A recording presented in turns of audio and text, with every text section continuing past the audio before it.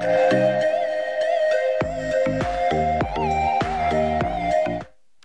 voilà, donc Fella, c'est à vous. Bonjour, professeur Melikchi. Bonjour. Très honorée et ravie de vous recevoir ce matin dans Djelia.dz. Quand je vous dis Roufi, Tassili Nadjer et Djurdjura, ça évoque quoi pour vous?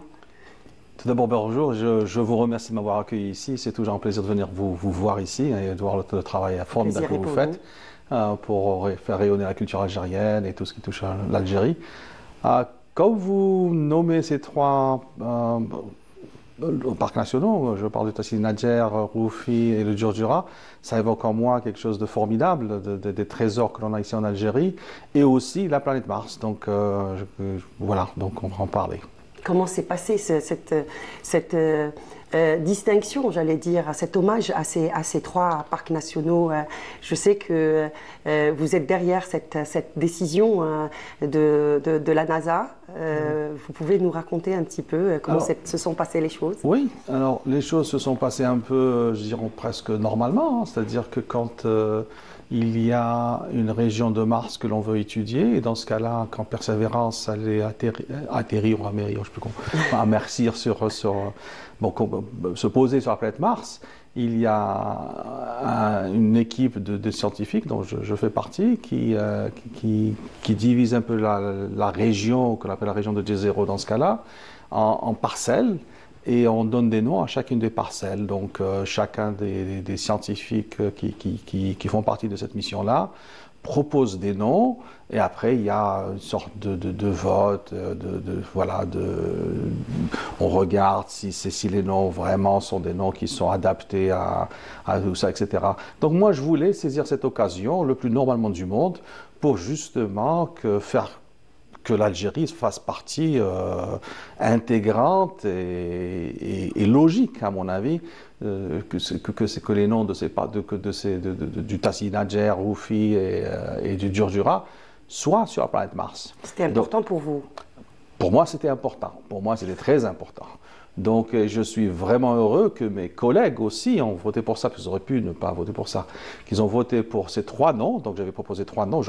Voilà, j'étais content que les trois et fait partie de la parcelle Mars, et je suis très heureux que voilà, ça a marché. Maintenant, on comprend cette importance quand on revient un petit peu sur votre parcours, professeur Melikchi. Vous êtes physicien, on rappelle, spécialiste de la lumière. Vous avez été inscrit à l'école en 62, à l'indépendance de l'Algérie. Donc vous faites partie de cette génération qui a connu l'école à l'ère de l'indépendance. Qu'est-ce que ça évoque pour vous? Pour moi, ça évoque vraiment, sincèrement, ça évoque quelque chose de très, très important. Fort symbolique. Très symbolique. Et symbolique dans la mesure où vraiment on a, c'est-à-dire la génération d'avant moi, mes parents, etc., mes grands-parents, comme vous le savez, comme beaucoup d'Algériens, n'ont pas eu la chance d'avoir une éducation qu'on a eue, nous, ma génération a eue. Et en plus, c'est-à-dire, je ne sais pas si aujourd'hui c'est la même chose ou pas, mais il y a eu un élan et un effort considérable, je dis bien considérable, peut-être même unique, où toute la société en santé, évidemment l'État, tous les systèmes qui existaient en Algérie, parce que tout le monde nous encourageait à étudier. C'était presque, je dirais même religieux. Enfin, tout le monde, on le voyait, tout le monde voulait qu'on étudie, parce que eux n'ont pas eu la chance d'étudier. Et pour moi, c'était aussi ce geste-là que j'ai fait en proposant ces noms. C'était aussi une sorte de, je ne sais pas, dire merci aux gens. Voilà, c'était aussi pour dire merci à tout ce peuple, tous ces professeurs, tous ces voisins, tout le monde, enfin, qui nous ont aidés à être ce qu'on est aujourd'hui. Donc sinon, ça n'aurait pas été possible. Et quand on est l'aîné d'une fratrie de 5 enfants, on a encore plus de responsabilités. Parce que avant aussi, les études, ça veut dire aider les parents, aider les frères et sœurs, être l'exemple aussi. Oui. Et aujourd'hui, vous êtes l'exemple de beaucoup de jeunes, professeur Melikchi. Algérie. Je ne sais pas si je suis l'exemple de beaucoup de jeunes, mais je sais je vous le confirme. Okay. Je sais, tout ce que je sais, c'est qu'il y a eu beaucoup de support, beaucoup de travail des parents, de ma mère, de mon père, de presque tout le monde en fait, qui nous ont aidés à être là où nous sommes aujourd'hui. Et encore une fois, c'est un peu pour moi une manière de dire merci à tout ce beau monde, tout le monde qui nous ont aidés. Donc voilà. Et en étant, oui, je suis l'aîné on est 5, hein, on était 5, ma sœur Hassiba Allah yarhama. Oui, il fallait donner l'exemple, travailler. Si je peux aider les autres, je pense que ce serait beaucoup mieux. Parce que servir, c'est aussi, ça fait partie de la vie de chacune de nous, servir les autres et essayer de donner un bon exemple de ce qui peut se faire aujourd'hui. Et ça, c'est vos parents qui vous ont inculqué toutes ces valeurs algériennes que vous essayez aussi d'inculquer à Omar et à Lilia, vos enfants qui sont très attachés aussi à l'Algérie. Il paraît que Omar est très, très bon au football aussi. Il fait sortir aussi le drapeau de temps en temps algérien. Oui. Quand l'Algérie gagne. Oui, aussi bien Omar que Lilia, oui, ils sont très attachés à l'Algérie. On vient aussi souvent que l'on peut. Ils étaient avec moi au Tassin Nadjer cette fois-ci, ils sont partis ce matin. Donc, ils sont retournés pour justement continuer leurs études et puis travailler. Mais oui, depuis qu'ils sont nés, on vient aussi autant que possible pour justement qu'ils soient ancrés les deux et une attache particulière avec leurs racines. Pour moi, c'est pas un choix, c'est logique. C'est évident, c'est l'évidence même. Parce que si on oublie nos racines, si on coupe une racine, on n'est plus la personne qu'on veut être, on se perd un peu dans ce monde. Vous revenez d'une visite au Tassili Nadjer, c'était aussi une façon d'aller voir ou d'aller rendre hommage aussi à tous ces Touaregs ou ces gens, des locaux qui travaillent pour préserver ce site. Absolument, absolument. On revient du Tassili Nadjer parce que je voulais sincèrement, et depuis déjà un bon bout de temps, on a fait le Hogar auparavant, mais cette fois-ci on veut faire Janet et Tassili Nadjer. Et je voulais aussi rendre hommage à ce peuple qui a pu, ces localités qui sont dans la région de Janet et tout le Tassili Nadjer, qui ont pu préserver ce trésor pour nous. Hein. C'est vraiment un trésor scientifique, culturel, historique, de plusieurs points de vue. Et c'était aussi une sorte d'abord leur dire merci et aussi inculquer à mes enfants le fait qu'il y a ce trésor ici et voilà, qu'ils apprennent un peu des Touaregs. On a rencontré des gens extraordinaires et je dois les remercier ici, si vous me le permettez, pour l'accueil qu'ils nous ont réservé et aussi remercier le groupe de jeunes qui ont organisé ce voyage pour nous, qui sont basés ici à Alger et à Janet aussi. Donc l'école primaire à Tnia, c'est là où vous habitez. Vous avez toujours les oranges et les nefles chez vous? On a toujours les oranges, les nefles, les clémentines et le citron. Oui, aussi. Si vous en voulez, demandez à Elima. C'est encourageant. Oui. Je prendrai toute l'équipe avec moi. Donc je disais que le primaire était à Tnia, à Ben Ramdan pour le lycée, donc à Alger, vous aviez à peine 14 ans, je crois. L'université à Bab Zouar, service militaire aussi à Djelfa, avant qu'il y ait aussi une dérogation, une décision de permettre aux enseignants, chercheurs de faire en civil au niveau des universités. Il y a eu d'abord le Royaume-Uni, après les États-Unis. Les États-Unis, 3 axes étaient fondamentaux. D'abord, l'enseignement, la NASA et la médecine. Donc, comment vous avez mis tous ces 3 axes et comment vous avez aussi géré ces 3 axes? L'enseignement, c'est important pour vous?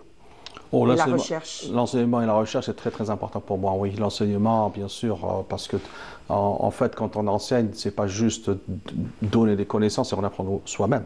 C'est surtout ça, c'est très important aussi. Donc, enseigner, c'est se poser des questions, c'est savoir comment justement discuter avec des gens qui viennent donc à la science, dans ce cas-là, en physique, et essayer de trouver les moyens de mieux comprendre d'abord soi-même pour pouvoir discuter. C'est plus une discussion que juste dicter quelque chose. Donc, l'enseignement, c'est très, très important pour un chercheur. Il faut toujours regarder ce lien avec les nouvelles générations qui arrivent, etc. Alors, il y a l'enseignement, évidemment, en classe, mais il y a aussi l'enseignement que l'on fait dans les laboratoires, etc., de manière journalière, etc., avec les étudiants, etc. Et l'enseignement qui est lié à l'entreprise et à la société. Oui. L'enseignement, c'est super important. Et puis en plus, il y a la recherche. Alors les trois axes, oui, donc après avoir fait mon service national ici, comme vous l'avez dit, donc à Djelfa, et puis après j'ai fini mon service militaire à Bab Zouar, donc il y avait ce côté où on fait d'abord quelques mois dans un camp militaire, puis après, puis après on va à l'université. Donc je suis parti à Bab Zouar, donc j'ai eu cette chance-là. Et puis quand je suis parti aux États-Unis, et puis je suis parti, bon, il y a eu, c'est ce qui s'est passé en Algérie les années 90. Donc quand je suis parti aux États-Unis, c'était quand même assez compliqué au début, et je dois remercier le professeur qui m'a accueilli, parce que pour eux, je me rappelle très très bien, il y a 2 ans où j'ai pas fait, entre guillemets, j'ai pas fait grand chose. Pourquoi aujourd'hui je veux reprendre, pourquoi ils vont me reprendre et me donner une autre chance? Et il m'a donné cette chance-là. Et voilà, donc je le remercie du fond du cœur. Donc oui, après, donc j'ai commencé à travailler dans le domaine qui me touche le plus. On a l'impression que je travaille sur l'espace, sur la médecine, etc. Mais en fait, tout ce lien-là, toutes ces choses-là sont liées par la lumière. C'est la lumière. La lumière, elle est... laser. Oui, laser, laser.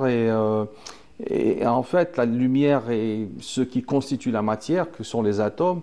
Donc c'est un peu ça. Donc moi, on peut aussi bien étudier un matériau un matériau qui soit sur Mars, ou bien peut-être une cellule. C'est aussi fait d'atomes et de molécules par l'intermédiaire de la lumière. Donc la lumière nous permet de discuter, si vous voulez, avec la nature. Donc c'est un peu ça mon domaine. Donc je travaille sur ça. Alors oui, j'ai travaillé donc sur des technologies de laser qui ont attiré ou qui font partie, disons, du programme NASA pour Mars. Dans la mission Curiosity. Voilà. Oui. Donc c'est un peu comme ça que je fais partie en tant que scientifique de la mission sur Mars. Curiosity qui a été lancée en 2011. 2011, et atterri en 2012, oui. Et en même temps, là, depuis quelques années, je m'intéresse de plus en plus, et encore beaucoup plus, sur comment essayer de comprendre ce que c'est qu'une maladie. Voilà. Du point de vue physique, oui. Qu'est-ce qu'un cancer, qu'est-ce qu'Alzheimer, quelles sont les maladies, c'est quoi ça en fait? Et avec tout ce qui se passe comme développement, les ordinateurs, etc., c'est-à-dire ça nous donne de nouveaux moyens, de nouvelles perspectives pour voir ce que c'est qu'une maladie, plutôt que de voir un organe uniquement quand il commence à se détériorer, donc il y a une maladie, essayer de voir ses fondamentaux au niveau de la cellule, au niveau atomique, au niveau moléculaire, au niveau protéique, etc. Donc détecter d'une manière précoce des cellules cancéreuses. Oui, en quelque sorte. Oui, et les détecter aussi, non seulement de manière précoce, mais aussi avec des technologies qui devraient, bon, ça dure longtemps, hein, des fois, c'est 15 ans, 20 ans, 30 ans, oui. Et des technologies qui peuvent être adaptées à n'importe quel environnement. Il faut pas. Notre but n'est pas de développer des technologies qui coûtent des millions et des millions de dollars. Donc c'est pour ça qu'on fait le travail sur le sang, ce qu'on appelle liquid biopsy, la biopsie par liquide. Et le sang, en principe, on pourrait peut-être l'étudier rapidement sans avoir acheté des équipements super lourds. Et vous êtes arrivé à des résultats On arrive à des résultats. Je travaille sur ça depuis quelques années. Alors, pour expliquer grossièrement, c'est qu'on est un organe, nous, on est un corps humain, on est fait d'organes, mais il y a aussi, encore une fois, des atomes, des molécules, des cellules, etc. Et cette complexité, ce rapport entre tout ça, est assez complexe, ce qu'on appelle complexity science, et toute cette complexité-là, il va falloir la comprendre et comprendre les relations entre tout ce qui se passe au niveau atomique, moléculaire et cellulaire, et même génétique, et protéomique, les protéines, etc., avec l'organe. Et tout ce processus-là, il est assez complexe et il y a des méthodes mathématiques, physiques, etc., que l'on essaie de développer. Est-ce qu'on est arrivé à faire quelque chose? Oui, on est arrivé à travailler avec de plus en plus avec des hôpitaux maintenant, qui n'était pas le cas il y a longtemps. Hein. Il y a une dizaine d'années, c'était surtout c'est le souris, et puis après on nous a demandé de travailler. Et là, on a des hôpitaux très connus dans Massachusetts en fait, qui travaillent avec nous sur ça, que ce soit Harvard Medical School ou le VA Hospital, l'hôpital des vétérans, etc. Alors vous êtes actuellement doyen de... Oui, je suis doyen de l'Université de Massachusetts à Lowell, je suis doyen du Kennedy College of Sciences, le COIA, et pour ma recherche, je travaille avec les hôpitaux et les centres de recherche médicaux qu'il y a dans la région. Et c'est pour cela que vous avez fondé aussi Oscar. J'ai fondé Oscar, oui, de recherche. Oui. Et Oscar, pour l'anecdote, c'est pour pallier à la nomination des Oscars. Oui, voilà. Oscar, c'était vraiment, c'est un centre de recherche qui existe maintenant hein, dans le Delaware, donc que j'ai laissé, que j'ai quitté. Il a maintenant son propre directeur et sa propre directrice. Donc oui, c'était... Oscar, parce que vos enfants vous ont dit pourquoi Oscar? Oscar parce que... Bah oui, Oscar parce qu'en fait, oui, je ne sais plus qui c'est qui m'avait demandé à un certain moment... ouais, tu fais du travail, mais tu n'as jamais gagné un Oscar. On a créé un institut qu'on a appelé Oscar. Oscar, c'est O pour l'optique, S pour les sciences, C pour Center et Applied Research, et puis recherche appliquée. Et donc, oui, donc voilà. Donc vous avez maintenant, votre je leur dis, Oscar. j'ai gagné mon Oscar. Voilà. Parfaitement. Voilà. Donc, si on ne me le donne pas, il faut aller le chercher soi-même. Absolument. Donc, on revient à ce travail de recherche, d'enseignement. Les ponts et les passerelles avec l'Algérie, justement.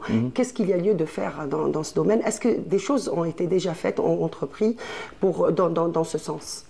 Oui, je crois qu'il y a des choses qui sont faites. Hein. Il y a des choses à un niveau étudiant, à un niveau bon groupe de recherche. Je travaille avec des étudiants qui sont ici, qui sont formidables. Hein.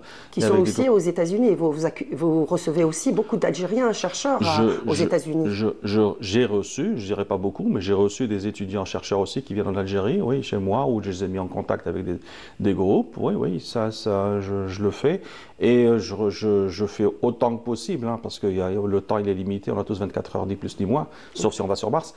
Et par conséquent, je fais ce que je peux pour justement aider surtout les doctorants ici, que ce soit par des conseils, que ce soit par regarder. Et là, par exemple, on va aussi publier, des fois on publie ensemble. Je viens de publier avec l'Université de Tlemcen, on vient de publier un article ensemble sur justement Mars, avec un étudiant algérien, une professeure algérienne à Tlemcen. On a fait aussi du travail avec des étudiants à Tizi Ouzou, il y a quelques années à Bebzouar, etc. Donc voilà. Après, bon, il faudrait que tout ça se développe petit à petit et qu'on ait un truc systématique où on puisse contribuer. Mais ce n'est pas une personne qui peut faire ça. Il faut qu'on soit nombreux. Et il faut une stratégie claire, globale, avec une vision, avec des buts bien précis et des ressources qui vont avec. En parlant de publications, vous avez plus de 200 publications, je crois, et une quinzaine de brevets, c'est ça? Je crois. À peu près. Ouais. Donc, mais pour vous, l'université ou l'enseignement doit aussi garantir des postes d'emploi. Et 93% des étudiants qui passent par l'université, par votre université en tout cas, ils trouvent de l'emploi. Comment aujourd'hui garantir ces emplois et des postes pour ces étudiants? Oui, alors 93%, peut-être mieux, hein. Des fois c'est 90%. Oui, pour les sciences c'est bien plus, mais 95-96% des étudiants trouvent un emploi au bout de 6 mois. Donc 6 mois après leur graduation. Donc au bout de 6 mois. Au bout de 6 mois, ils ont. Mais pour la plupart, ils ont déjà un emploi avant qu'ils ne sortent. Alors comment que ça se passe? Ça se passe, c'est qu'on a des liens avec l'industrie. Moi, personnellement, le doyen, en tant que doyen, j'ai un board, j'ai un bureau d'industriels et de personnes qui ont beaucoup de contacts avec l'industrie, qui aident les étudiants justement à faire ça. Donc il y a tout ça. Donc mon board, on se voit 2 fois par an. Je vois au mois d'octobre et au mois d'avril. Et donc, on discute justement pour presque chacun des étudiants, globalement, les étudiants en biologie, les étudiants en informatique, en maths, en physique, en chimie, en sciences de l'atmosphère, en physique nucléaire, etc. quels sont, où est-ce qu'il y a un manque, où est-ce qu'il y a chez les industriels, parce qu'ils en ont besoin. Et donc ils viennent et on discute pendant longtemps, et puis après, bon, ça va presque de soi. Et en même temps, l'université elle-même, on a un centre pour justement placer les étudiants dans les compagnies qui sont dans la région, d'une part. Il faut dire aussi qu'à Massachusetts, il y a beaucoup de compagnies, donc voilà, ça nous aide beaucoup. Et troisièmement, il y a aussi des projets que l'on fait, même pour les étudiants qui sont au premier cycle, avec l'industrie. C'est-à-dire qu'ils ne sont pas obligés d'aller chez l'industrie, ils le font à l'université. Donc il y a beaucoup de projets qu'on fait comme ça, qui sont financés par l'industrie pour aider les étudiants à l'industrie. Et troisièmement, il y a tous les startups, etc. qu'on fait. On fait beaucoup de startups par an, hein, dans beaucoup de domaines. Et on a donc un bureau et un centre de recherche d'entrepreneuriat, etc., etc. En parlant de startups, l'Algérie aussi a fait beaucoup de projets et beaucoup de dispositifs, a mis en place beaucoup de dispositifs, plusieurs dispositifs d'ailleurs, pour encourager les startups. Que pensez-vous de l'évolution qu'a connue ces dernières années l'Algérie? On voit beaucoup de jeunes créatifs et qui créent beaucoup de choses. Non, je pense que c'est une bonne chose que de donner des opportunités aux jeunes et de les laisser enfin grandir dans la technologie et dans ce qui les passionne, peu importe ce qui les passionne. Mais surtout ce qui est important, parce qu'aujourd'hui, on ne peut pas faire quelque chose seul. Ou juste avec un seul domaine, que des informaticiens ou que des mathématiciens. Il faut diversifier. Ah oui, il faut créer des équipes pluridisciplinaires. Une synergie. Oui. Et apprendre des étudiants à travailler ensemble, ce n'est pas quelque chose de facile. On ne peut pas faire travailler un biologiste et un informaticien du jour au lendemain sans vraiment se comprendre. Ça parle un langage différent. Donc il faut créer aussi au sein de l'université, je ne dis pas il faut, mais il serait préférable et bon de créer au sein de l'université, au sein des universités, des passerelles entre les différentes disciplines et donner aux étudiants la possibilité de justement réfléchir à des problèmes qui sont réels et auxquels eux peuvent apporter des solutions. Et je dirais même, on apporterait plus si on fait intervenir aussi les gens qui sont dans l'art, dans la société. Enfin, je vous donne un exemple. Aujourd'hui, on parle beaucoup de AI, mais AI sans éthique, AI sans comprendre la culture locale, sans truc, on va droit au mur. Il faudrait donc vraiment comprendre ce que c'est que l'intelligence artificielle dans le contexte où l'on vit et comment qu'on peut, parce qu'il y a aussi des dangers, il ne faut pas se leurrer.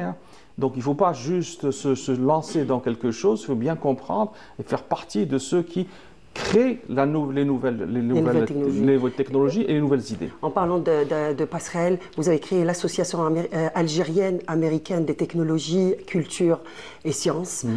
Ça aussi, c'est pour créer ces passerelles scientifiques, j'allais dire, mais pas que.